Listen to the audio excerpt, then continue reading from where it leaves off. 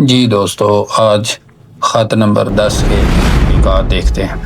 Number 1، میں سمجھتا ہوں کہ ایک مصنف کے کسی کلام میں کوئی وقفہ نہیں ہوتا جسے ہم وقفہ کہتے ہیں۔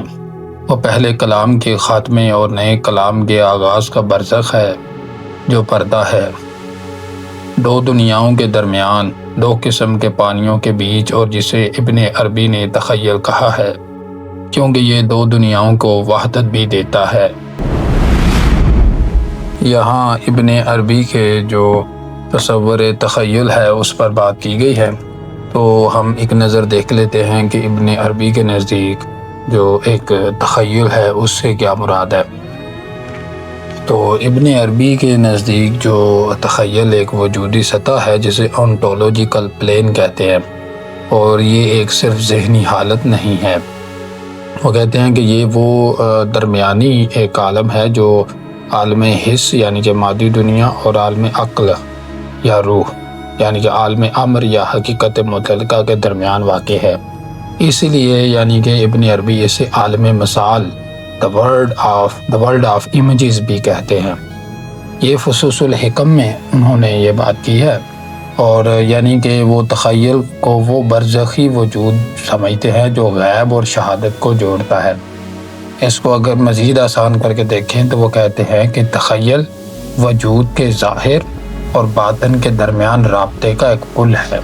وہی چیز جو یہاں ڈاکٹر صاحب نے بیان کی ہے کہ جو پہلا کلام ہوتا ہے وہ نئے کلام کے آغاز کا برزخ ہے جو پردہ ہے، جو دو دنیاؤں کے درمیان، دو قسم کے پانیوں کے بیچ ایک وحدت ظاہر کرتا ہے، جسے ابن عربی نے تخیل کہا ہے۔ تو اس لیے یہ اتنا اہم ہے، یعنی کہ وحدت الوجود اور حقیقت محمدیہ اور کشف و شہود کو سمجھنے کے لیے یہ بہت اہم نظریہ ہے ابن عربی کا۔ تو ابن عربی کے نزدیک جو تخیل محض انسانی ذہن کا فعل نہیں رہتا بلکہ کائناتی اصول بن جاتا ہے۔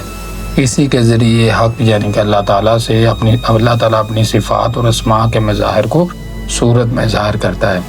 تو انسانی سطح پر یہی تخیل خواب، کشف، رویا اور روحانی تجربات کو ممکن بناتا ہے، اور الہی سطح پر یہی تخیل تجلیات یعنی کہ ڈیوائن مینیفیسٹیشنز کا ذریعہ ہے۔ اور اس لیے یہ تصوف میں ایک بڑی اہم کڑی ہے ابن عربی کا، جو تخیل کا ایک تعریف ہے یا خیال ہے۔ نمبر 2، 19ویں صدی میں خدا کی موت فریڈرک نیچے نے کہا تھا۔ 20ویں صدی کے دوسرے نصف میں مصنف کی موت رولاں بارتھ نے کہا تھا، اور اسی طرح اسی صدی کی آخری دہائی میں تاریخ کے خاتمے کا اعلان ہوا، یہ فرانسس فوکویاما نے کہا تھا۔ پچھلی 2 صدیوں کا ادب اور اس پر لکھی گئی تنقید کا بڑا حصہ انہی 3 اعلانوں کے گرد گھومتا ہے۔ یہ تینوں اعلانات امر واقعہ نہیں بلکہ استعارے ہیں۔ یعنی کہ ڈاکٹر صاحب نے جو یہ ایک مکمل تفصیل بیان کی ہے کہ 19ویں صدی میں ظاہر ہے ہم جانتے ہیں فریڈرک نیچے نے دی گاڈ از ڈیڈ کا فلسفہ دیا تھا اپنی 2 کتابوں میں، اور 20ویں صدی کے دوسرے نصف میں مصنف کی موت کا رولاں بارتھ نے نظریہ دیا تھا، اور 20ویں صدی کے ہی آخری دہائی میں تاریخ کے خاتمے کا اعلان فرانسس فوکویاما نے کیا تھا۔ تو ان کا ماننا ہے ڈاکٹر صاحب کا کہ پچھلی 2 صدیوں یعنی کہ 19ویں اور 20ویں میں جو 2 صدیوں کا ادب ہے اس پر لکھی گئی تنقید کا بڑا حصہ انہی 3 اعلانات کے نزدیک گھومتا ہے۔ تو اس کا مطلب ہے ان 3 اعلانات کو سمجھے بغیر پچھلی 2 صدیوں کی تنقید کو تو ہم نہیں سمجھ سکتے، تو پھر یہ 21ویں صدی کی تنقید کو کیسے سمجھیں گے۔ اور اس آدمی انہوں نے یہ بھی بات کہی ہے کہ یہ تینوں اعلانات امر واقع نہیں، یعنی کہ یہ فیکٹس یا فیکچول نہیں، جیسے کہا گیا ہے ویسے بات نہیں ہے، یہ استعارے ہیں، اس سے مراد کچھ اور ہے، ایک مجازی معنی ہے۔ آئیے ان تینوں کو سمجھنے کی کوشش کرتے ہیں۔ نیچے کا جو یہ تصور ہے ڈیتھ آف گاڈ کا یا گاڈ از ڈیڈ، یہ وجودی، اخلاقی اور تہذیبی مظہر کی ایک تعبیر ہے، یعنی کلچرل ایگزسٹینشل فینومینل کی۔ تو اس کا جو ماخذ ہے انہوں نے یہ سب سے پہلے اپنی کتاب 1882 میں دا گے سائنس میں دیا تھا، جہاں ایک پاگل شخص بازار میں کہتا ہے کہ God is dead, God remains dead and we have killed him. خدا مر گیا ہے، خدا مردہ ہے اور ہم نے اسے قتل کر دیا ہے۔ یہ جملہ بعد میں انہوں نے اپنی کتاب جو 83 سے 85 تک 1800 میں آئی، دس سپوک زاراتشترا میں ایک بڑے فکری نظام کی صورت میں اس کو پھیلایا ہے نیتشے نے۔ تو یہاں خدا سے مراد یعنی کہ ان کی نظریے میں مذہبی عقائد میں موجود خالق کائنات کی ہستی نہیں ہے، بلکہ تمام وہ مابعد الطبیعاتی میٹافزیکل بنیادیں، اخلاقی یقین اور مطلق اقدار ہیں جن پر مغربی تہذیب، مسیحیت اور اخلاقی نظام قائم تھے۔ یعنی نیتشے کہنا چاہتا ہے کہ مغربی انسان نے سائنس، عقلیت، تشکیک یعنی اسکیپٹسزم اور مادیت کے ذریعے خود اپنے ایمان، اخلاقی اقدار اور روحانی مرکز کو گرا دیا ہے، منہدم کر دیا ہے۔ یعنی کہ God is dead is equal to the foundation of absolute value is gone۔ تو اب ذرا تھوڑا سا اس کو ہسٹری میں دیکھیں تو ہمیں اندازہ ہوگا کہ نیتشے کے نزدیک جو یورپ کی مسیحی تہذیب تھی، 2 صدیوں کی عقلیت پسندی، سائنسی انقلاب اور مذہبی زوال کے بعد اندر سے بالکل کھوکھلی ہو چکی تھی۔ تو انسان اب خدا پر نہیں بلکہ خود پر، سائنس پر اور عقل پر ایمان رکھتا تھا اور بھروسہ کرتا تھا۔ چنانچہ اس لحاظ سے دیکھیں تو خدا کی موت کا مطلب تو یہ ہوا کہ انسان اپنے روحانی مرکز کو گنوا بیٹھا ہے اور مگر اس کی جگہ کو کچھ نیا نہیں بنایا۔ اب یہیں سے جو نیتشے نے ہے وہ ایک نظریہ قائم کیا کہ جب انہوں نے اپنا روحانی مرکز گنوا دیا ہے تو اس کی جگہ کچھ نیا نہیں ہے تو نیا ہونا چاہیے۔ اسی نئے کی جو ایک تسلیم ہے یا ماننا ہے، وہ نیتشے نے کہا if God is dead then everything is permitted، یعنی کہ اگر خدا نہیں رہا، وہ سینٹر نہیں رہا تو اقدار کی تمام بنیادیں جو ہیں وہ گر جاتی ہیں۔ اس خلا کو پر کرنے کے لیے نیتشے نے بعد میں اوبر منش جو ہے یعنی کہ فوق الانسان یا اعلیٰ انسان کا تصور دیا، سپرمین کا، جو خود اپنی اقدار تخلیق کرتا ہے، یعنی وہ خود خالق بن جاتا ہے اور خالق معنی، خالق اقدار، اور وہی جو نجات دہندہ ہے اور وہی قوموں کو یا انسانیت کو بچائے گا۔ تو اس لیے یہ جو گاڈ از ڈیڈ کا نظریہ ہے، یہ کوئی تباہی یا لوگوں کی دل آزاری کا نظریہ نہیں تھا، بلکہ یہ نہ کوئی جشن تھا بلکہ ایک بہت بڑا المیہ تھا جس پر جو ہے نیتشے نے اشارہ کیا کہ نئی تخلیق کا دروازہ بھی کھولنا چاہیے۔ انسان کو اب خود اپنی روحانی و اخلاقی دنیا نئے سرے سے تعمیر کرنی ہے، یہ اس کا ایک ماننا تھا۔ دوسرا نظریہ جو ڈاکٹر صاحب نے لکھا ہے رولا بارتھ کا، مصنف کی موت کا، تو یہ جو مصنف کی موت کا نظریہ ہے یہ بنیادی طور پر جدید لسانیاتی، ساختیاتی اور مابعد ساختیاتی پوسٹ اسٹرکچرلسٹ تنقید کا ایک سنگ میل ثابت ہوا۔ یہ نظریہ نہ صرف ادبی تنقید میں فکری انقلاب لایا بلکہ متن یعنی کہ ٹیکسٹ، معنی اور قاری، ریڈر کے باہمی رشتے کو اثر نو متعین بھی کیا اس نے۔ تو یہ نظریہ 1967 یعنی کہ 1967 میں رولا بارتھ نے اپنے ایک مشہور زمانہ مضمون the death of the author میں شائع کیا۔ یہ مضمون ساختیات یعنی کہ اسٹرکچرلزم سے مابعد ساختیات، پوسٹ اسٹرکچرلزم کی جو فکری منتقلی کا ایک علامت اعلان بھی سمجھا جاتا ہے۔ ساختیاتی دور میں معنی کی تلاش یعنی کہ نظام زبان، اسٹرکچر آف لینگویج یا مصنف کے شعور میں کی جاتی تھی۔ اس سے پہلے روایتی تنقید ٹریڈیشنل کرٹیسزم میں یہ مانا جاتا تھا کہ مصنفی متن کا خالق اور معنی کا حاکم ہے۔ یہ 2-4 باتیں سمجھنا بہت ضروری ہیں جس سے اس کا اصل کانٹیکسٹ سمجھ میں آئے گا۔ یعنی جو ایک روایتی تنقیدی سسٹم تھا اس میں مصنف کو متن کا خالق سمجھا جاتا تھا، معنی کا حاکم سمجھا جاتا تھا، اور متن کو سمجھنے کے لیے ہمیں مصنف کی نیت جو یعنی کہ اتھوریل انٹینشن ہے اس کو ضرورت ہوتی تھی، اور سوانح اس کا دور یا مصنفی نفسیات کو سمجھنا ضروری ہوتا تھا۔ بارتھ نے اس نظریے کی مخالفت کی تھی اور اسے بلکہ ختم ہی کر دیا تھا۔ بارتھ کا مرکزی جو دعویٰ ہے the birth of the reader must be at the cost of the death of the author، یعنی قاری کی پیدائش مصنف کی موت کی قیمت پر ہی ممکن ہو سکتی ہے۔ یعنی جب ہم کسی متن کو پڑھتے ہیں تو اس کے معنی مصنف کی نیت سے نہیں بلکہ قاری کے عمل قرات ایکٹ آف ریڈنگ سے پیدا ہوتے ہیں۔ تو نظریے کی بنیادی باتیں اگر ہم دیکھیں تو مصنف معنی کا منبع نہیں ہے۔ تو بات کے نزدیک جب مصنف لکھتا ہے تو وہ اپنے متن پر اختیار کھو دیتا ہے۔ متن اب ایک لسانی نظام یعنی کہ لنگوسٹک سٹرکچر کا حصہ بن جاتا ہے جہاں الفاظ اپنے باہمی رشتوں سے معنی پیدا کرتے ہیں، نہ کہ مصنف کی خواہش یا تجربے سے۔ یعنی کہ writing is the destruction of every voice of every point of origin. لکھنے کا عمل ہر آواز اور ہر منبع معنی کی فنا ہے۔ تو اس سے متن کی خود مختاری جو ہے، متن یعنی کہ اپنی الگ دنیا رکھتا ہے، وہ سامنے آتا ہے، جسے ٹیکسچول آٹونومی کہتے ہیں۔ اسے قاری زبان اور ثقافت کے سیاق میں سمجھنا چاہیے۔ یعنی کہ قاری اس کے معنی کیا لیتا ہے، اس میں جو استعمال ہونے والی زبان ہے اور جس کلچر میں وہ کہا گیا اس میں ثقافتی کیا ایک رنگ ہے، نہ کہ مصنف کی ذات یا ارادے کے سیاق میں اسے کانٹیکسٹ میں سمجھا جائے۔ یعنی اب متن ایک کثیر المعانی پلورل مظہر ہے۔ تو قاری کا جو ظہور ہے وہ خود بخود جب مصنف مرتا ہے تو قاری کا ظہور ہو جاتا ہے، ریڈر ایز کریٹر اسے کہتے ہیں۔ تو ہر قاری اپنی لسانی، ثقافتی اور فکری پس منظر کے مطابق پھر نئے معنی اخذ کرتا ہے۔ لہذا متن کا معنی جامد نہیں بلکہ حرکی اور تغیر پذیر ہے۔ یہ وہی ایک جو ڈیکنسٹرکشن والا ایک نظریہ ہے وہ یہاں پر آ کر سامنے آتا ہے۔ فوکویاما کا جو نظریہ ہے تاریخ کا خاتمہ، دی اینڈ آف ہسٹری، یہ جدید سیاسی فلسفے، عالمی سیاست اور نظریہ تاریخ میں نہایت متنازع اور مباحث انگیز تصور ہے۔ اس پر بہت سے جو نقاد ہیں انہوں نے تنقید بھی کی۔ یہ وہی تصور ہے جس کے سیموئل ہنٹنگٹن نے جس کے خلاف کلیش آف سویلائزیشن کا نظریہ دیا تھا۔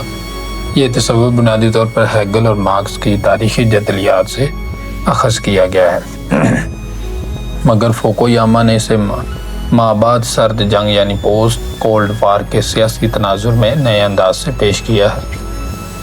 یہ نظریہ انہوں نے اپنے ایک مضمون دی اینڈ آف ہسٹری میں پیش کیا تھا، اور 1989 میں 1989 میں اور بعد میں 1992 میں اسی عنوان سے کتاب the end of history and the last man جو ہے نا انہوں نے لکھی۔ اس میں یہ تفصیل سے یہ تصور دیا اور ساتھ میں دی لاسٹ مین کا تصور بھی انہوں نے پیش کیا جو کہ انہوں نے نیچے سے لیا۔ یہ آگے چل کر بات کرتے ہیں۔ یہ مضمون اس وقت انہوں نے لکھا جب سوویت یونین کا زوال ہو رہا تھا اور کولڈ وار اپنے اختتام کو پہنچ رہی تھی۔ فوکویاما کے نزدیک تاریخ کا مطلب واقعات کی ترتیب نہیں بلکہ خیالات، نظریات اور نظام حکومت کی جدلیاتی پیش رفت ہے۔ جب وہ کہتا ہے دی اینڈ آف ہسٹری تو اس سے یہ مراد لیتا ہے کہ انسانی نظریاتی ارتقاء کا آخری مرحلہ، جہاں لبرل جمہوریت سب سے اعلیٰ اور آخری سیاسی نظام کے طور پر ابھرتی ہے، یعنی کہ باچی یہ جاتی ہے۔ فوکویاما دراصل ہیگل کے تاریخی فلسفے سے متاثر تھا اور جس کے مطابق تاریخ یعنی کہ عقل اور آزادی فریڈم کے تدریجی انکشاف کا عمل ہے۔ یعنی کہ ہیگل کہتا ہے کہ تاریخ عقل اور آزادی کے درجہ بدرجہ انکشاف کا عمل ہے۔ ہیگل کے نزدیک تاریخ ایک ٹیلیالوجیکل عمل ہے، یعنی ایک مقصد کی طرف وہ بڑھتی چلی جاتی ہے۔ فوکویاما اسی خیال کو لے کر کہتا ہے کہ ہیگل کی یہ جدلیات اپنی انتہا کو لبرل جمہوریت میں پہنچ گئی ہے، جہاں انسان نے سیاسی آزادی، معاشی منڈی اور انفرادی حقوق کو مکمل طور پر تسلیم کر لیا ہے۔ فوکویاما کے مطابق وہ کہتا ہے کہ فاشزم جو ہے دوسری جنگ عظیم میں شکست کھا چکی ہے، کمیونزم جو ہے وہ 1989 کے بعد ختم ہوگی سوویت یونین کے ساتھ ہی، اب صرف لبرل جمہوریت اور سرمایہ داری نظام باقی رہ گیا ہے۔ لہٰذا نظریاتی سطح پر اب کوئی متبادل نظریہ جو ہے نا وہ بچا ہی نہیں جو لبرل جمہوریت کو چیلنج کر سکے، اس لیے اب تاریخ کا خاتمہ ہو چکا ہے، یعنی نظریاتی ارتقاء رک گیا ہے۔ اور جو دی لاسٹ مین اس نے 1992 میں کتاب کے ساتھ جو ایک نظریہ پیش کیا، فوکویاما نے یہ اصطلاح میں نے پہلے بھی بتایا نیچے سے لی، وہ جو آخری انسان وہ ہے جو کسی اعلیٰ مقصد یا نظریے کے لیے نہیں جیتا بلکہ صرف آرام، سہولت اور ذاتی مفاد کے لیے زندگی گزارتا ہے۔ فوکویاما کے مطابق اب چونکہ بڑے نظریاتی تصادم ختم ہو چکے ہیں، لہذا انسان مادی خوشحالی اور امن میں تو رہے گا مگر اس کی روحانی اور اخلاقی توانائی کم ہو جائے گی۔ یہ اس کا تاریخ کا ایک تصور تھا۔ تو یہ 3 تصور تھے جو ڈاکٹر صاحب نے فریڈرک نیتشے، رولاں بارتھ اور فرانسس فوکویاما کے دیے تھے، جن پر ہم نے بات کر لی ہے، اور یہ اعلانات واقعی کوئی فیکچول نہیں ہیں بلکہ استعارے ہیں۔ نمبر 3، اپنے بے آسرا ہونے کا مطلق یقین آدمی کی زبان کے سب تالوں کو بھگ سے اڑا دیتا ہے۔ نمبر 4، جدیدیت کا حامی تخلیقار سوچتا ہے کہ اسے اپنے سوا کسی کی حاجت نہیں، روایت کی، نہ تاریخ کی اور نہ اپنے پڑھنے والوں کی۔ اسے چند پڑھیں یا ایک شخص، یہ اس کا سرے سے مسئلہ ہی نہیں۔ ادب کی تاریخ میں پہلی بار مصنف اپنی ذات گرامی اور اس پر گزرنے والی ہر کیفیت کو کسی اخلاقی، جمالیاتی، سماجی ضابطے کے بغیر لکھ سکتا ہے، اور اس کے قلم سے زرزد ہونے والا ہر لفظ بجائے خود ضابطہ ہے اور وہ کسی کو جواب دہ نہیں۔ وہ سب پرانے دیوتاؤں، کینن، متون، پیش رواؤں کا منکر ہے۔ وہ صرف اپنی ذات کا نغمہ اسی ذات کے اپنے خالص آہنگ میں سنانے کا حق رکھتا ہے۔ وہ خالق ہے اپنی زبان، اپنے اسلوب، اپنی حیتوں، اپنے معنی کا۔ گویا جدیدیت نے مصنف کو خدا بنا کر پیش کیا۔ نمبر 5، تم جس زبان کو وراثت میں پاتے ہو وہ ہمارے تمہارے فہم کی حدوں کو پہلے ہی طے کر دیتی ہے۔ ہم جس خدا ہونے کا دعویٰ کرتے ہیں یا جس خدا کا انکار کرتے ہیں وہ بھی اسی زبان میں قائم کیے گئے خدا کے تصور کی روح سے کرتے ہیں۔ یہاں وہی اسٹرکچرلزم کی بحث ہے کہ معنی جو ہوتا ہے وہ دماغ نہیں پیدا کرتا بلکہ وہ معاشرہ، اسٹرکچر اس کا طے کرتا ہے۔ نمبر 6، تم طلسمی حقیقت نگاری کا کوئی مفہوم حقیقت نگاری کے بغیر قائم نہیں کر سکتے۔ یہ بڑی دلچسپ بات کی ہے ڈاکٹر صاحب نے کہ جو طلسمی حقیقت نگاری ہے یعنی کہ میجیکل ریئلزم، اس کو سمجھنا ہو یا اس کو مفہوم قائم کرنا ہو تو حقیقت نگاری کے بغیر قائم نہیں کر سکتے۔ اس کا مطلب یہ ہے یعنی کہ پہلے ہم میجیکل ریئلزم کو سمجھیں کہ طلسمی حقیقت نگاری ایک ایسا ادبی اسلوب ہے جس میں عام روزمرہ حقیقت میں ماورائی یا غیر معمولی عناصر یعنی کہ سپر نیچرل ایلیمنٹس کو اس طرح شامل کیا جاتا ہے کہ وہ غیر حقیقی یا عجیب محسوس نہیں ہوتے بلکہ کل حقیقت کا ایک قدرتی حصہ دکھائی دیتے ہیں۔ یعنی یہ جادوئی عناصر کو حقیقت کے تناظر میں بیان کرنے کا فن ہے۔ A mode of narrative in which the magical and the real coexist seamlessly۔ یعنی کہ یہ اپنی تعریف میں ہی بتا رہا ہے کہ جو غیر حقیقی عناصر ہیں، جادوئی عناصر ہیں، ان کو حقیقت میں بیان کرنے کا ایک فن ہے۔ تو حقیقت نگاری کے بغیر اس کے تصور کو واقعی میں ہم قائم نہیں کر سکتے۔ نمبر 7، میرے نزدیک مصنف ہونے کا مطلب ایک بچے کی مانند دنیا کو یکسر نئی حیرت کے ساتھ دیکھنا ہے۔ نمبر 8، غالب جانتا ہے کہ جب تک شعر میں ایک ذرا سی ٹیڑھ، ایک ذرا سا خم نہ ہو، شعر شعر نہیں رہتا۔ یہ ایک جو ڈاکٹر صاحب نے بات کی ہے، یہ ظاہر ہے جو ادب بنے گا وہ ایلینیٹ ہوگا، وہ اجنبایا جائے گا، وہ ڈی فیملرائز کیا جائے گا، اس کو عام آدمی اور عام شخص کے تصور سے ذرا مختلف کر کے ہی دکھایا جائے گا، تب ہی وہ ادب بنے گا، چاہے وہ شعر ہو، ناول ہو، افسانہ ہو، فکشن، نان فکشن، کچھ بھی ہو۔ اس کو ادب بنانے کے لیے اس کے اندر ذرا سا خم رکھنا ہی پڑے گا، اس میں ٹیڑھ آئے گی ہی۔